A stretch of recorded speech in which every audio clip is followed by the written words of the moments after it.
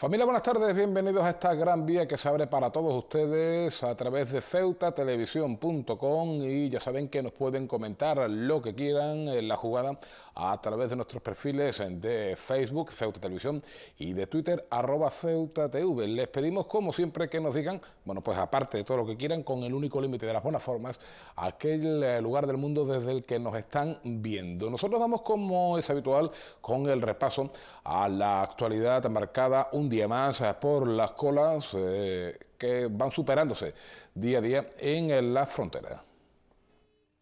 España y Marruecos se reunirán la próxima semana con varios asuntos en cartera, entre ellos la situación de las fronteras de Ceuta y Melilla, así como la de los menores extranjeros no acompañados. Así lo han señalado fuentes cercanas a la Administración Central, que han tratado de explicar además las razones que llevaban a que en la noche de este lunes los atascos llegaran a alcanzar la zona de las murallas reales, obligando a que algunas de las personas que trataban de cruzar al país vecino tuvieran que romper el ayuno en mitad de la carretera. Estas fuentes insisten en señalar a la rigurosidad de los controles en el lado marroquí de la frontera como la causa de los atascos que se están viviendo en la ciudad en los últimos tiempos. Además, han explicado que no existe un mando específico para la zona fronteriza en el país vecino y que las autoridades se encuentran especialmente centradas en los problemas que han surgido en las últimas semanas en la zona del Rif. En lo que se refiere a la jornada de este martes, un total de 1.340 personas han cruzado por el paso de mercancías del Tarajal 2 para realizar tareas de porteo, manteniéndose la normalidad en el paso a pie, una normalidad que sigue sin llegar al tráfico rodado, en el que desde el mediodía se han repetido las aglomeraciones de vehículos, alcanzando a primera hora de la tarde la zona de Juan 23 en la carretera de la frontera y el Hospital Universitario en lo que se refiere al desvío del Príncipe. Igualmente, algunos conductores han tenido que bajarse de sus vehículos para tratar de regular el tráfico en las inmediaciones de la mediana de Miramar para permitir el paso de las diferentes líneas de autobús que acceden por la zona. Volvemos a hablar de la promoción de Loma Colmenar, pero en este caso no con un asunto judicial, sino con una visita inesperada y desde luego no muy bien recibida en alguna vivienda, la de algunas culebras.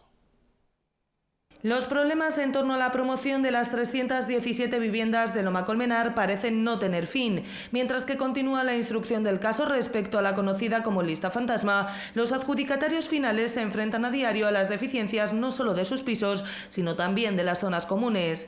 Si este lunes era Caballas quien señalaba las deficiencias en los garajes de estos pisos ante la falta de mantenimiento, este martes han sido los vecinos quienes se han puesto en contacto con Ceuta Televisión para poner sobre la mesa el abandono al que consideran que les tiene sometidos la administración. Estos vecinos han señalado que desde que se entregaron los pisos nadie se ha preocupado de visitar los bloques y que por tanto nadie ha acudido a ver los desperfectos con los que se van encontrando. A esto se suma, han señalado, la aparición de distintos bichos y culebras, algunas de grandes dimensiones como la que ha aparecido en las últimas horas en el bloque 2 de esta promoción, con la consiguiente preocupación para los vecinos.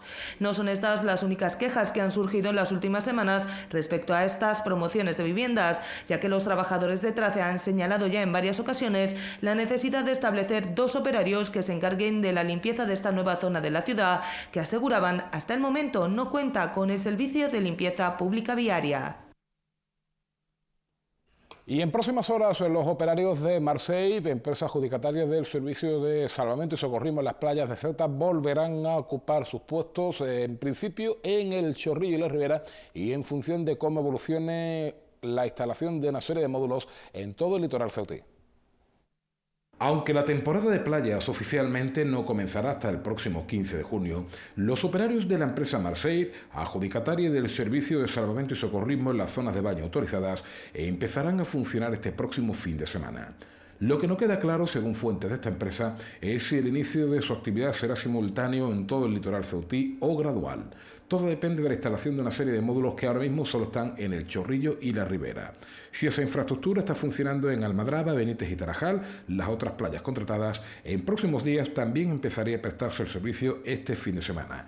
En caso de no ser así, la cobertura será efectiva en todas las zonas de baño en apenas unos días.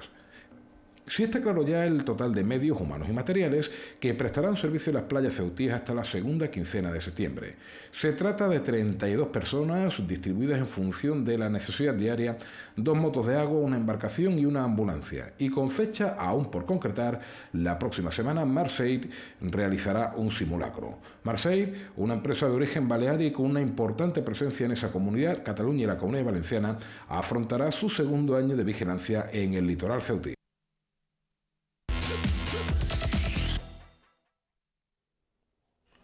Y vamos como siempre hasta ahora a conocer qué está pasando en Ceuta y en el resto del mundo. Lo hacemos a través de la edición digital de media tarde de diarios como El Faro Ceuta, que informa que las colas bloquean la carretera nacional y afectan al Príncipe. Fotografía, como ven, para el perímetro fronterizo. Igual titular, igual información para el diario El Pueblo de Ceuta. El caos circulatorio por una frontera poco fluida se apodera de Ceuta. Ni se le ocurre encender una barbacoa hasta noviembre, titular / advertencia de Ceuta al día. La Verdad de Ceuta, Imbroda dice que la imagen que da Marruecos con sus menores es nefasta. Diario El País, los atentados enturbian las elecciones en el Reino Unido. Información bursátil porque el Banco Popular pierde la mitad de su valor en bolsa en 4 días. El Partido Popular maniobra para frenar la Comisión sobre sus finanzas. Es uno de los titulares principales del diario El Mundo, que recoge una información de uno de los terroristas implicados en los atentados del pasado sábado por la noche en Londres.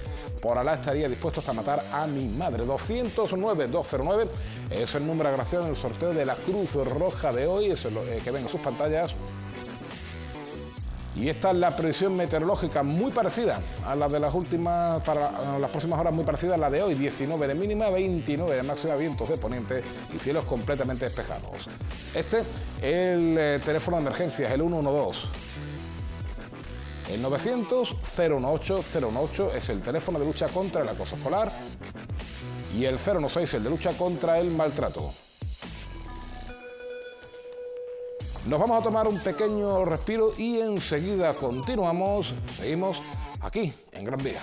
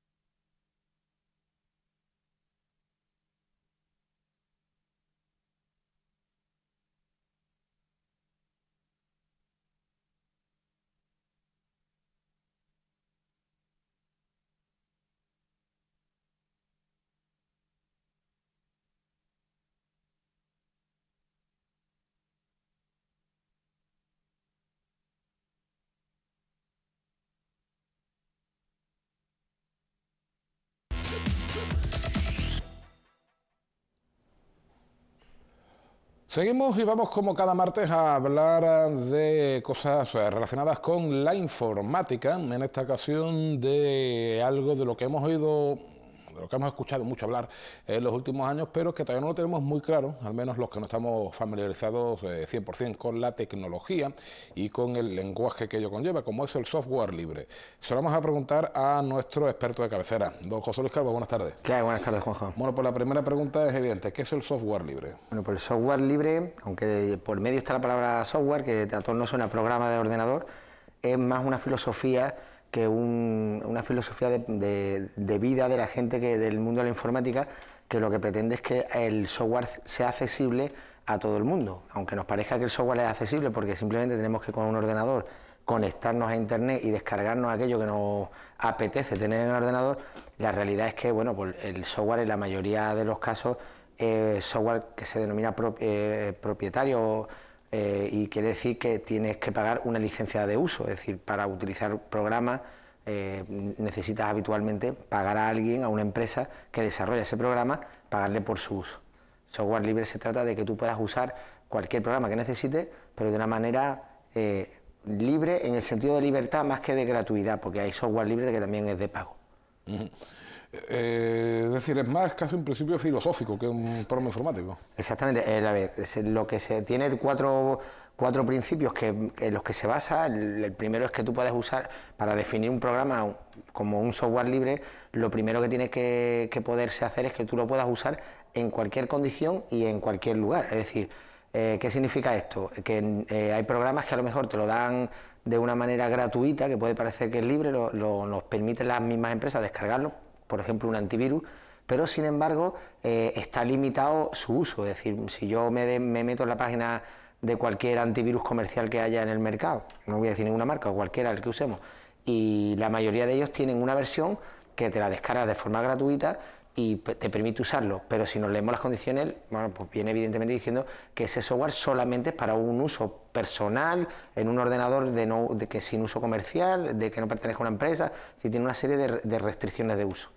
Si fuera software libre, lo primero que tendría que tener como norma es que lo puedas usar como tú quieras, donde tú quieras y para lo que tú quieras.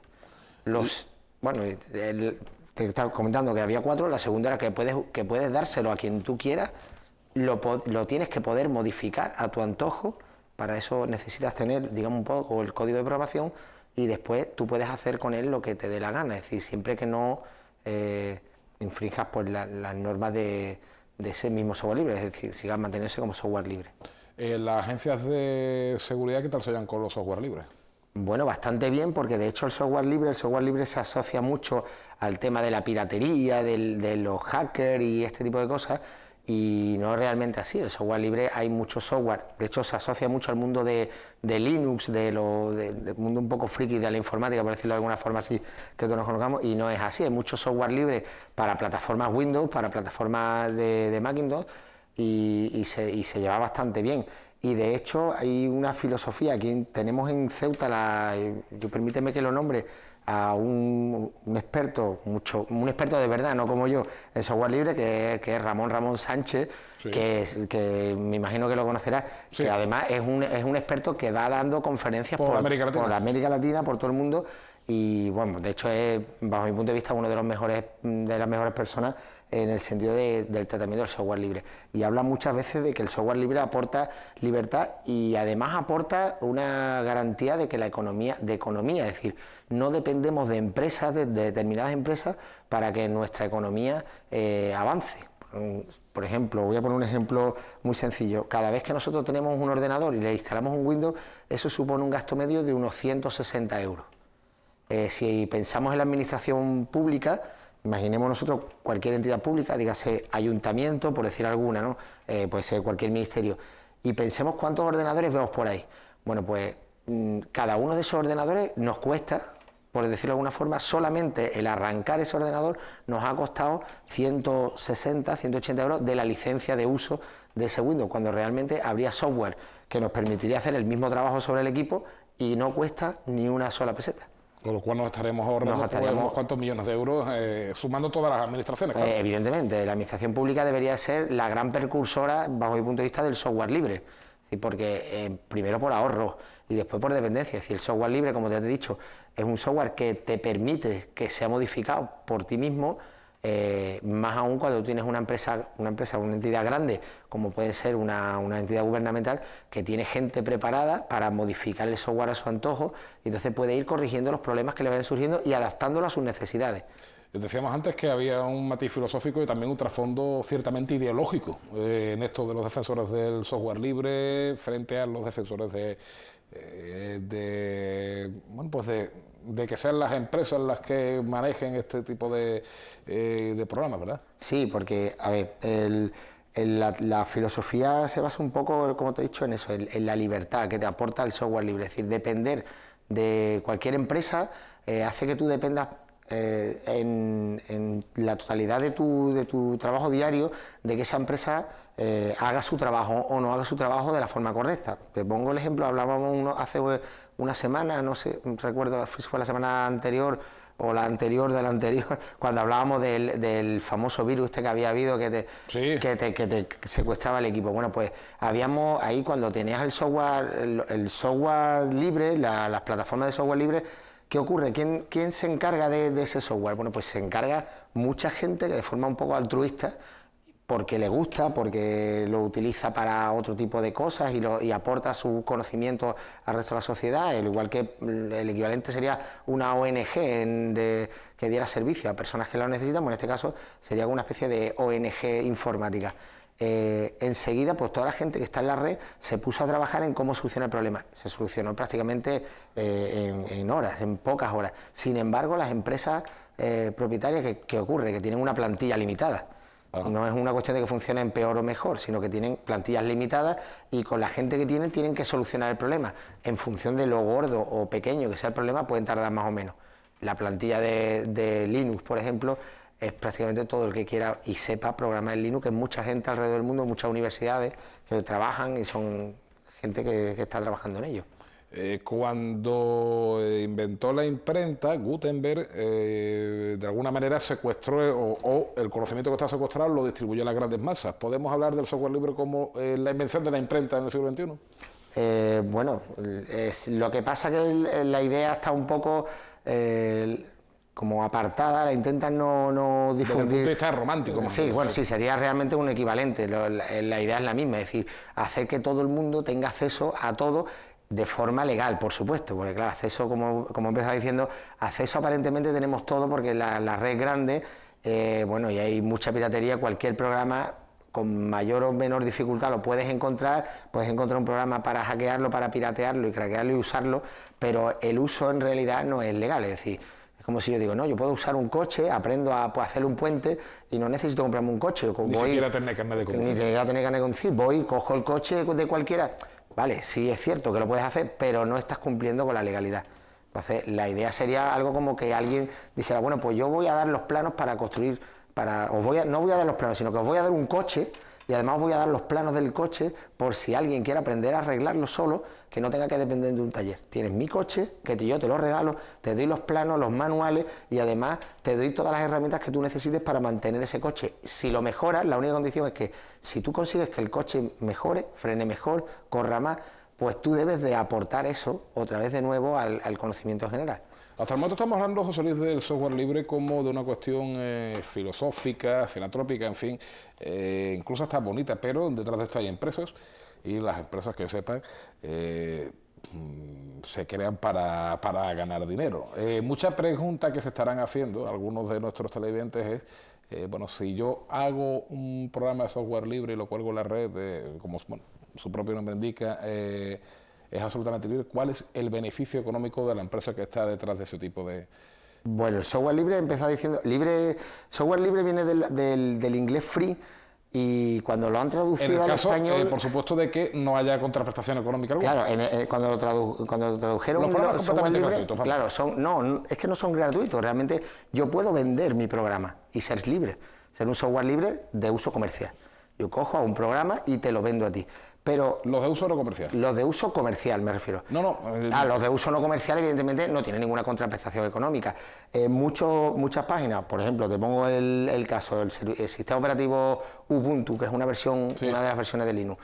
¿Qué contraprestación económica tiene? En principio ninguna. Tú puedes descargarte servidores, puedes descargarte software de usuario, puedes descargarte las aplicaciones y no tiene ninguna prestación. Ahora sí, si nos fijamos, cuando estamos haciendo la descarga, te ponen una opción que usted quiere donar. Además te da un montón de opciones, si quieres donar para investigación en el desarrollo de redes, en el desarrollo, hay un montón de aspectos en los que tú puedes hacer donaciones y se basa un poco, ya te digo, es una especie de ONG. De hecho son normalmente organizaciones, no son empresas, son organizaciones las que están desarrollando este tipo de software.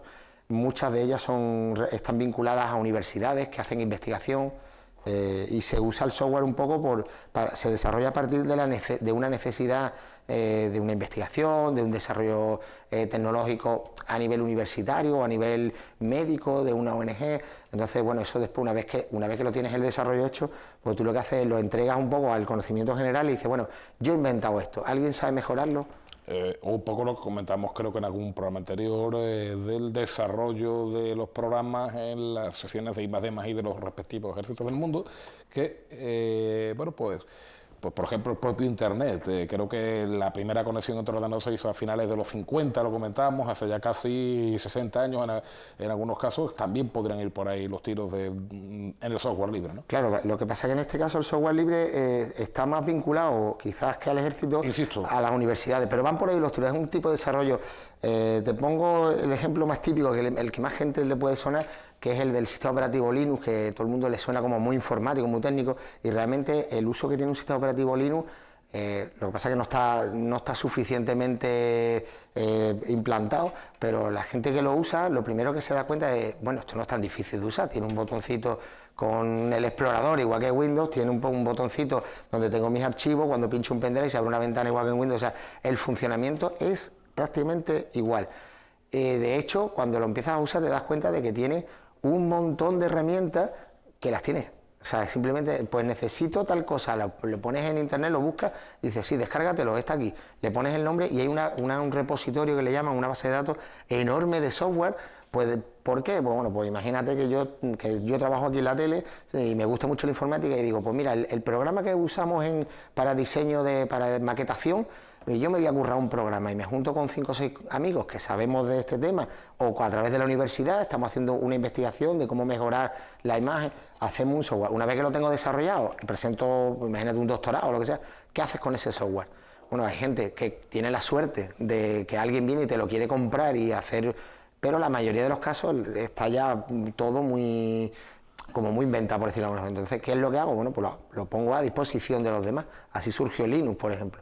Linux surgió por un chaval que necesitaba utilizar un sistema operativo, no lo tenía y dijo, bueno, pues me lo voy a programar y me lo das todas mis necesidades. Y cogió un sistema operativo, en este caso Unix, y lo reinventó un poco para usarlo. Y cuando lo tenía, pues le dijo a los demás, oye, que podía hacer las prácticas con esto, que también funciona y no tenéis que estar buscando la vida por ahí, o yendo a la universidad, que en la universidad es donde estaban los programas. El caso de software libre más paradigmático de la historia es, sin duda alguna, Facebook.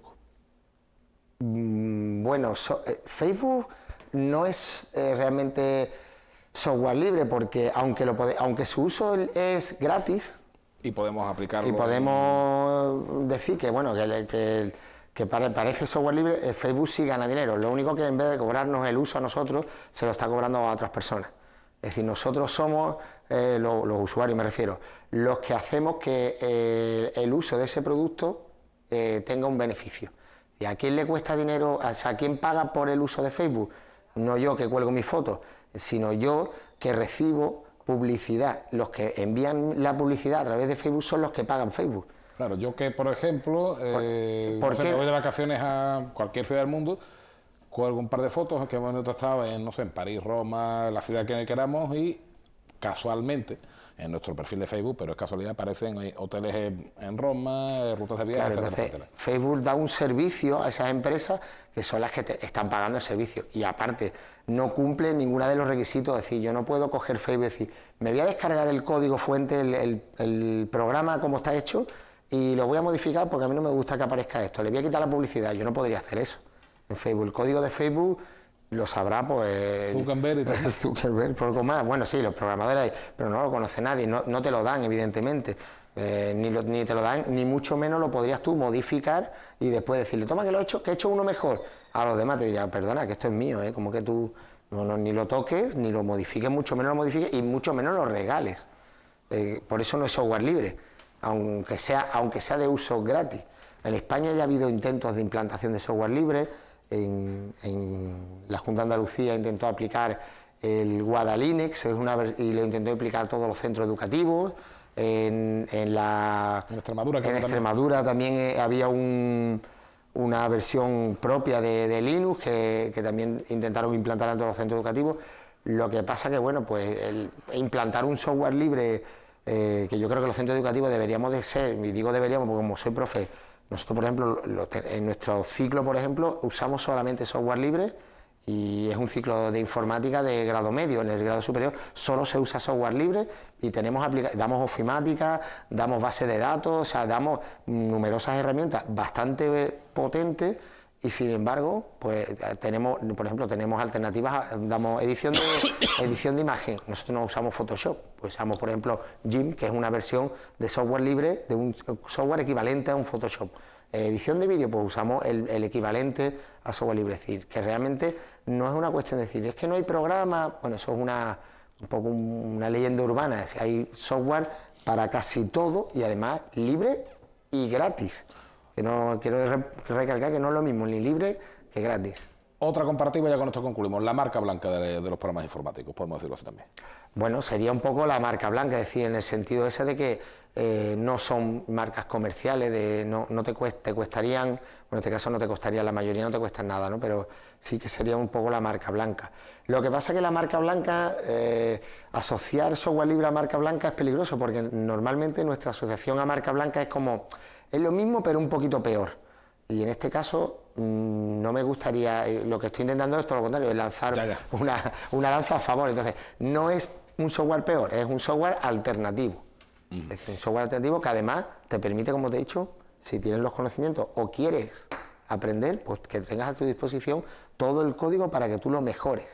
Don José Luis Calvo, hasta la próxima. Encantado, cuando queráis, aquí estamos, espero que el próximo martes tengamos también algún tema interesante.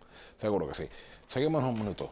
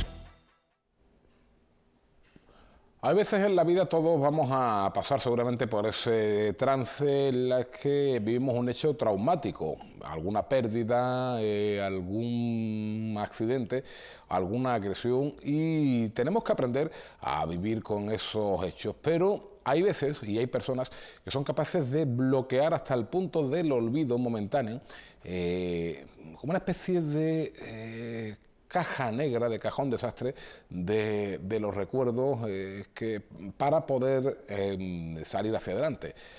El problema o lo llamativo de esto es cuando ese bloqueo no es voluntario, sino que es una especie de mecanismo de defensa de la mente. No estamos hablando de sugestión o de técnicas parapsicológicas ni nada de eso, sino simplemente de cuestiones como las que vamos a analizar como cada martes en la compañía de nuestra psicóloga, Julia Alejandra Ferreras. Buenas tardes. ¿Esto cómo se llama? Ya hemos hablado, no es la primera vez que hablamos aquí de situaciones traumáticas, de trauma, de situaciones estresantes, y quiero recordar que el percibir un acontecimiento o un hecho de manera traumática o percibirlo de una manera tan estresante que al final se convierta en un trauma es algo completamente subjetivo. Es decir, un mismo hecho, un mismo acontecimiento en dos personas no va a tener el mismo efecto. Para alguien puede ser un trauma y para otra persona puede no serlo. Exactamente igual va a ocurrir con las técnicas de afrontamiento que tengamos. Es decir, el cómo afrontemos ese hecho y ese acontecimiento. Y como tú bien dices, una de las maneras o uno de los mecanismos de defensa de nuestra mente es bloquear completamente ese acontecimiento y mandarlo, como tú bien has dicho, a un cajón aislado de nuestra mente. No deja de ser una huida, realmente, porque no estamos afrontando lo que ha ocurrido, no estamos aceptando la realidad. Entonces es un arma de doble filo. Es algo que a priori puede parecer maravilloso, me ocurre algo malo, lo olvido, no hay problema, pero no es así. Porque algo malo tiene consecuencias y nos podemos encontrar con que, entiendo, con que sabemos las consecuencias, pero no el problema que las origina. Pueden ocurrir varias cosas. Eso puede desencadenar nos puede llevar a varios caminos diferentes. Como tú bien has dicho, olvidar un hecho traumático no es algo que se realice de manera consciente. Es algo que nuestra mente hace sin nuestro permiso, ¿vale? Y además realmente no lo olvida. Software libre, como decíamos antes. Totalmente. Mira, podemos hilar un tema con el otro. Y además, no es que lo olvide, sigue ahí. Lo único que lo hemos, como tú bien has dicho, lo hemos metido en un cajón, o a mí me gusta hacer la analogía con la casa y la última habitación de la casa, que después lo explicaré en las consecuencias finales. Con esto nuestra mente puede hacer o puede llevar a cabo diferentes acciones. Una de ellas sería el disociarse, es decir, distanciarse completamente de la realidad. Esto, en último término, lo que va a llevar es a trastornos, los que llamamos trastornos disociativos. Tenemos la amnesia disociativa, que es ese hecho traumático y algo que viene por delante o algo que viene por detrás o algo relacionado con eso, lo olvidamos completamente, está ahí pero no podemos acceder a ese recuerdo. También se pueden dar el caso de las personalidades disociativas o el trastorno de personalidad múltiple, que es mucho más conocido por ese nombre. Es decir, como manera de protegernos, nuestra mente crea otra personalidad o otras personalidades que van a ocupar el lugar de la personalidad real en los momentos en los que nuestra mente interprete que estamos en peligro. Y cada personalidad con sus propios estados de ánimo, etcétera. Todo. Como si fuera... varias personas en un mismo cuerpo. Todo. Con sus gustos, no tienen por qué ser ni siquiera del mismo género que el nuestro, no tienen por qué ser de la misma religión, del mismo país, de la misma edad, no tiene por qué... como ya digo, no es algo que pregunta. A ver, ¿qué personalidad quieres ser? ¿Quieres rubia, morena, alta? No. En la mente es lo más rápido, es la vía de escape más rápido que encuentra y eso es lo que hace. Realmente no es sano, es algo patológico. Aparte de la disociación, podemos hacer una regresión, que es volver a etapas tempranas del desarrollo. Y de repente un niño mayor, un niño ya estamos hablando de 12, 13, 14, 15 años, ante una situación traumática hace una regresión y vuelve a no controlar esfínteres, vuelve a tener que chuparse el dedo para dormir. Por ejemplo, volvemos a lo mismo. ¿Qué es lo que estamos haciendo? Nuestra mente nos manda a un lugar que considera seguro como manera de protegernos. ¿Es sano? No, es patológico. La represión. La represión es el puro, ahí lo guardo y ahí lo meto. No se habla de eso no ha existido, eso no ha ocurrido nunca, vale, pero sí está presente en nosotros. Sí nos llegan pistas, sí de vez en cuando asoma la cabecita por el cajón. Es decir, ¿por qué por las noches, por ejemplo? Pregunto, Pesadillas. Tengo una pesadilla a lo mejor pues con un pastor alemán ladrándome.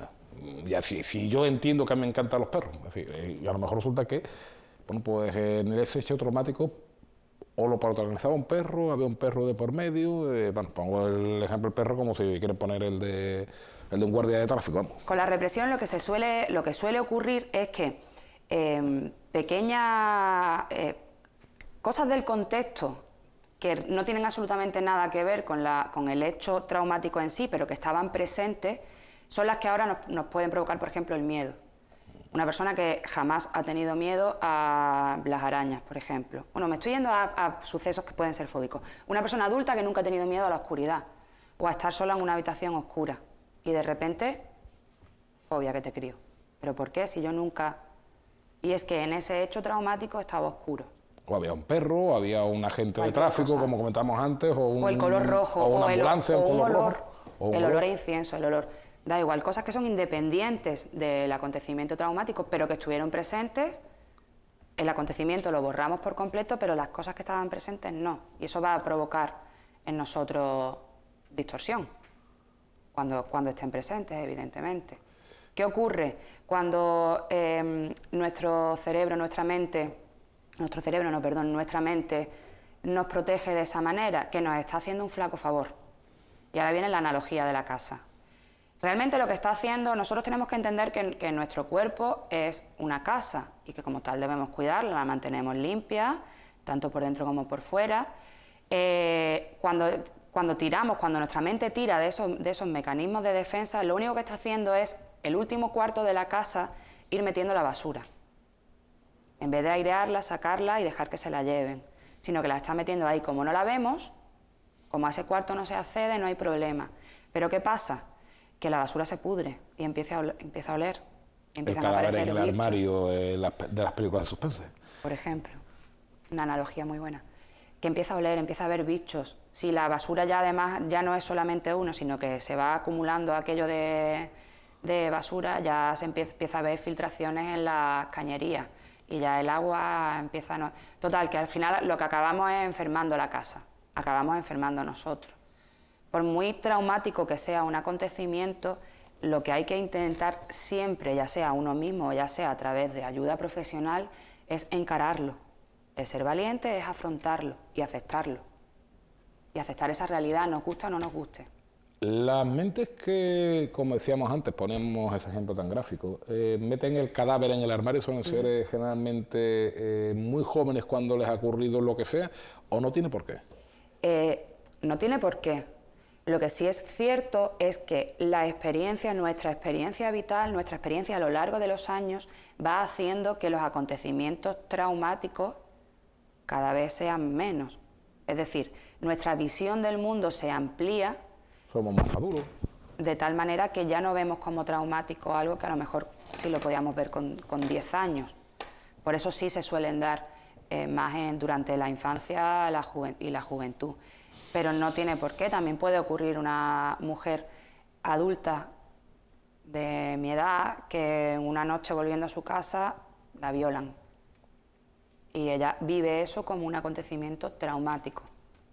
Tiene las dos opciones, una, o tirar de mecanismos de defensa, que ya hemos dicho, que no le va a hacer ningún bien a corto plazo directamente, diría a largo, pero es que a corto plazo, o afrontar la realidad. Sí, has vivido eso.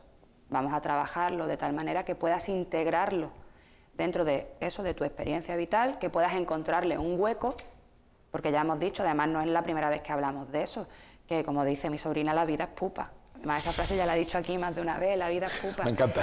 Es que es genial que una niña de 2 años te diga la vida es pupa, pues bueno. Sí, es cierto. Y tenemos que ir integrando en nuestra red de recuerdos, tanto recuerdos positivos como recuerdos negativos. En nuestra red vital, en nuestra experiencia, tenemos que integrar tanto hechos maravillosos como algunos malos, como algunos muy malos. De vez en cuando, como en la película de Psicosis, aparece el cadáver que tenemos escondido. Ahí está, aparece, siempre aparece.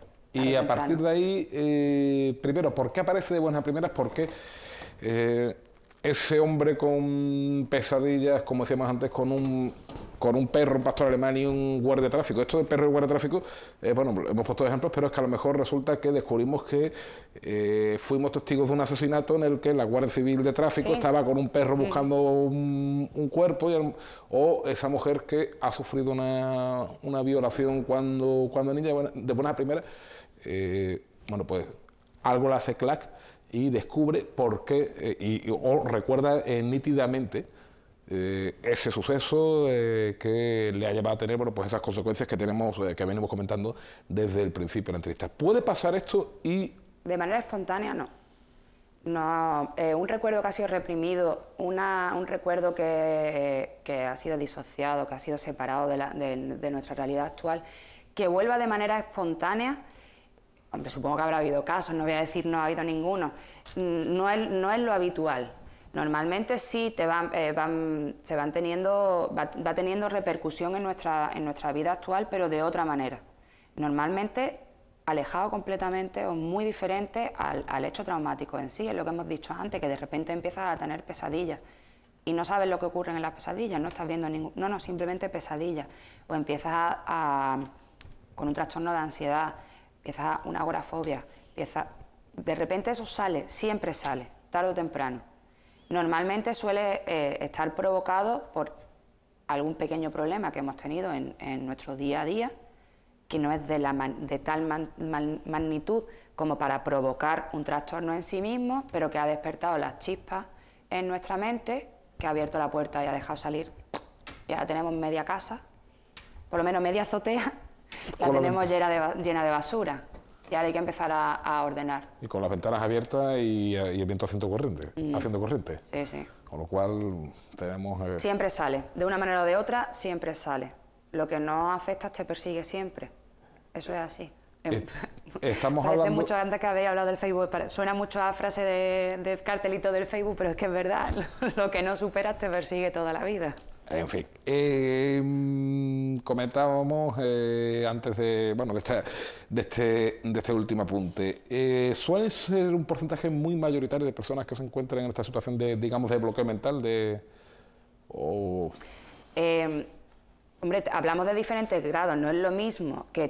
Pongamos en un grado severo, el grado ya máximo. El grado severo en el que hemos dicho que la mente no te pregunta, sino que directamente reprime un recuerdo o bloquea un recuerdo hasta el punto de llegar al trastorno. No, hombre, estamos hablando de una epidemiología de un 1 o un 2%, 4 o 5% en algunos trastornos, pero no es algo muy habitual. Que nosotros nos empeñemos en olvidar algo y se prohíba hablar de eso y distorsionemos el recuerdo hasta tal punto que nos haga el menos daño posible.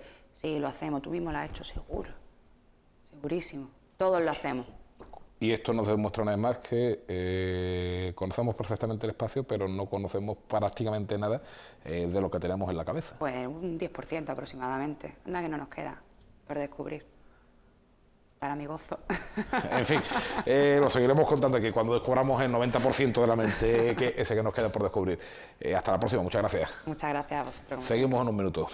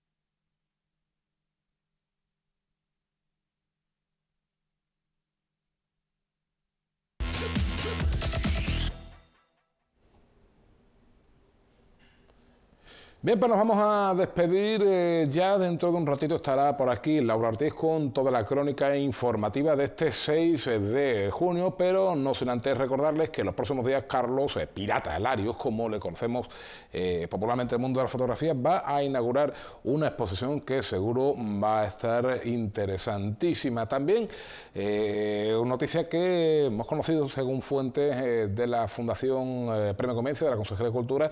El premio de este año se entregará como saben, a la Congregación Franciscana de Jerusalén, y se está barajando la fecha de la segunda quincena del mes de septiembre para que los franciscanos de Tierra Santa puedan venir a recoger ese premio que se les otorga, entre otras cosas, por su labor de mediación entre distintas culturas en un mundo, o una parte del mundo, como es sabido por todos, que desde luego necesitan de mucho más diálogo que otras cosas. En fin, también pasado mañana en la Biblioteca Pública del Estado Adolfo Suárez comienzan las jornadas de arquitectura del Instituto de Estudios Ceutíes, que los jueves 8, 15 y 22, cada semana, por tanto, con una conferencia, hablarán sobre el entorno en el que vivimos, sobre nuestra arquitectura, y será pasado mañana el profesor de la Universidad de Sevilla, Antonio González, el encargado de realizar la primera